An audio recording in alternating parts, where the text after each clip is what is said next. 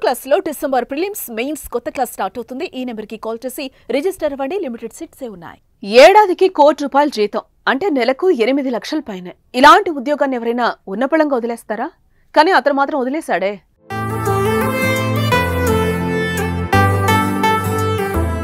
₹1 కోటి వద్దు, మనశ్శాంతే ముద్దు అంటూ విలాసవంతమైన జీవితాన్ని వదులుకున్నాడు. నిజానికి అతను తలుచుకుంటే చుట్టూ అందమైన ప్రపంచం, కావలసిన డబ్బులు, లగ్జరీ కార్లు, విలాసవంతమైన జీవితం, కానీ అవి ఏవీ అతను కొనుక్కున్నాడు. ఇందుకు ఆయన ఎవరు?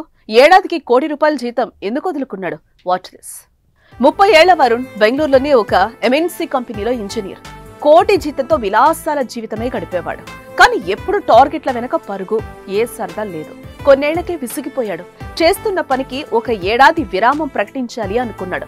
గట్టిగా ప్రయత్నిస్తే అతడికున్న అనుభవం, ప్రతిభతో మెరుగైన జీతంతో వేరే చోట కొలువు దక్కేదే.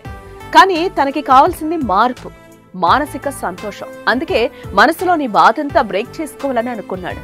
ఈ నేపథ్యంలోనే ఆంగ్ల ప్రొఫెసర్ గా పనిచేస్తున్న భార్య మోక్షదా మంచందాకు చెప్పాడు. అతని నిర్ణయానికి ఆమె అంగీకరించిందే. మనకు కావాల్సింది మానసిక ప్రశాంతతే, దాని తర్వాతే డబ్బు అని భార్య చెప్పింది. దీంతో భార్య మాటలతో వరుణ్ కు కొండంత ధైర్యంతో పాటు మానసిక సంతోషం కలిగింది. అద్దె, ఇంటి ఖర్చులు, బీమా, టూర్లకెళ్తే అయ్యే వ్యయం అన్ని వివరంగా రాసుకున్నాడు. 3 నెలల ఎక్సెల్ షీట్ తయారు చేశాడు.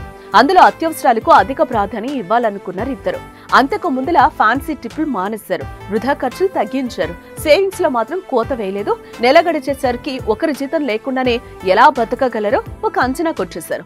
ఉద్యోగం వదిలేసినప్పుడు చేతికొచ్చిన మొత్తంతో 6 నెలలు తేలిక గడపొచ్చని ముందనుకుంటే ఏడాది వరకు ఏ ఢోకా లేదని తర్వాత అర్థమైంది. ఇంటి రుణం లేకపోవడం వాళ్ళకి కలిసి వచ్చిందని చెప్పుకోవచ్చు. గతంలోని ఖర్చుల చిట్టా, ప్రస్తుతం తగ్గించుకున్న వాటి వివరాలు అన్ని ఎక్సెల్ షీట్ రూపంలో సామాజిక మాధ్యమాల్లో సవివరంగా పెట్టేశాడు. దీంతో ఇది కాస్త వైరల్ గా మారింది.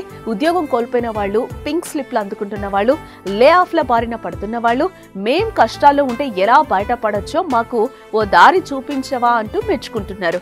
అంత పెద్ద జీతం వదిలేసావు, ఇంతకీ నీకేం మిగిలింది అని విమర్శించిన వాళ్లకు మనశ్శాంతి, ప్రశాంతత, సంతోషం, కుటుంబంతో గడపడానికి నాణ్యమైన సమయం అన్నది వరుణ్ సమాధానం. ఏడాది ఫుల్ రీఛార్జ్ అయ్యాక ఏదైనా సృజనాత్మక వ్యాపారం వైపు అడుగులు వేస్తానంటున్నాడు వరుణ్. ప్రస్తుతం మన జెట్ యుగంలో ప్రతి ఒక్కటి వేగమే. అందుకే మనం ఎక్కువగా మనశ్శాంతిని కోల్పోతున్నాం. అసలు ఇంతకీ మనకేం కావాలి? ఎందుకీ పరుగు?